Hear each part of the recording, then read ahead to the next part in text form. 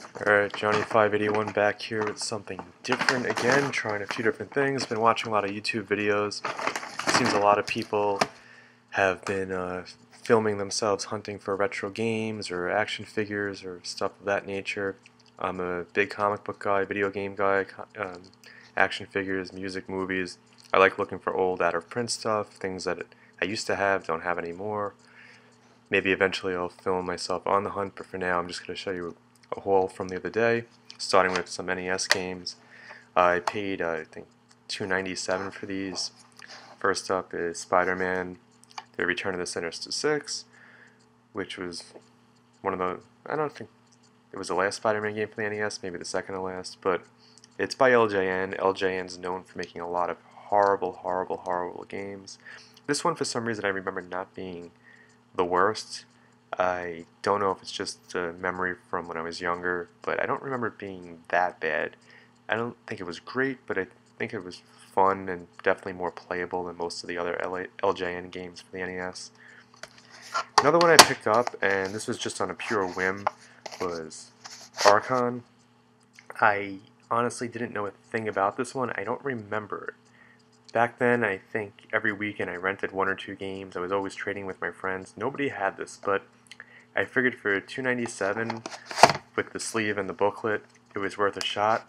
I did look into it. I haven't popped it in and tested it yet, but it seems to be a variation on chess. I'm not a big chess person. Um, I like tons of strategy games, just not really my thing. I never got into chess. And I don't know if this game was worth it for me.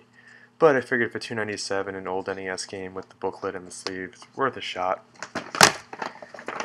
Moving on to Super NES, picked up for $3.97, the original Killer Instinct. Of course, this was Nintendo's first real fighting game IP that they pushed. It was really popular in the arcade. The N64 had Killer Instinct Gold, which was a way more polished version of this, but for a Super Nintendo game, that was fairly original at the time, for a Nintendo game anyway. It's a lot of fun, and it was one of the rare black cartridge games for the SNES, as most of them were gray. Trying to think, there weren't really too many color variations back then, but anyway, Killer Instinct, this was a really fun game. I wish Nintendo would exploit the property a little bit more. I can't see them putting one of these characters into Smash Brothers, but still, it's been a couple of systems and there hasn't been a follow-up to the game. And it was really popular. I think a lot of people do have fond memories. Another NES game, and here we have Acclaim's Super Krusty's Funhouse. There's also a Krusty's Funhouse, I think, for the Game Boy, and definitely for the original Nintendo, but this was the better one. And a lot of Simpsons games were not that good, but a lot of them were a lot of fun.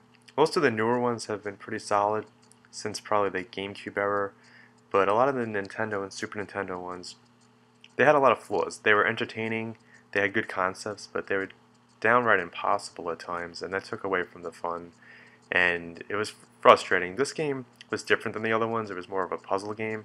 I haven't played it in probably since it came out or around that era, and I saw it laying there and I figured let me just grab it. I think it was similar to Mario vs. Donkey Kong or Lemmings or a strategy game like that. I could be totally wrong, but I do remember having fun with this one, and I also remember one issue of Nintendo Power came with a poster for this game, and over the course of a few years, Nintendo Power had a whole bunch of the Simpsons games had posters, and I actually had them up on my wall for a very long time. It had some good Simpsons artwork. But the game was fun from what I remember. I'll find out when I test it on my Super Nintendo. But I figured for $4 for old Simpsons games, worth a shot. Here's a Sega Genesis, pretty random. Little Mermaid for Genesis. I saw it laying there, and this was another $3.97 game. A lot of the Disney games are very underrated, starting with the ones on the Nintendo, and there were some good ones through Super Nintendo and Sega Genesis.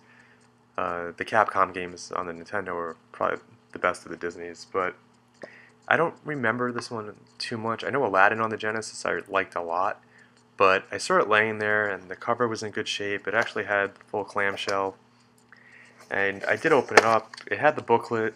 Booklet's in decent shape. The cartridge, like the sticker's great. The colors, nothing's worn. It looks like it was well maintained. and I figured, what the heck, nothing wrong with a good old side scroller. And even though Little Mermaid's more of a girl's property, a good side scroller is still a good side scroller, and I don't think it really matters what the lead character is, because a good game's a good game, and that's not going to change. Finally, my buddy LC, who a lot of you have seen co-hosting some of the box breaks with me, and he has a couple of his own channels, which you can see on my channel page off to the side where I have them linked. He was looking for a Game Boy Color, and lo and behold, for $5.97, I happened to stumble upon a Game Boy Color. It's not the best color casing that I would choose, but I know he just wanted one. So here it is. I have not tested it out yet. The store claimed it worked. It does have a 30-day return policy, so if it doesn't work, it shouldn't be an issue. But here's a nice clean Game Boy Color. So LC, this one's for you. I tend to, when I'm bored, just go around to thrift stores or hobby shops or anything of the sort looking for this stuff. So if you guys leave some positive comments, maybe we'll do some more.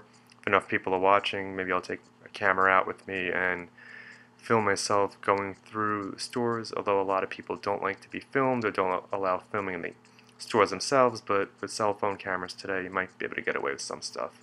Thank you for watching. Please comment, please subscribe, and check out my other videos. Thank you.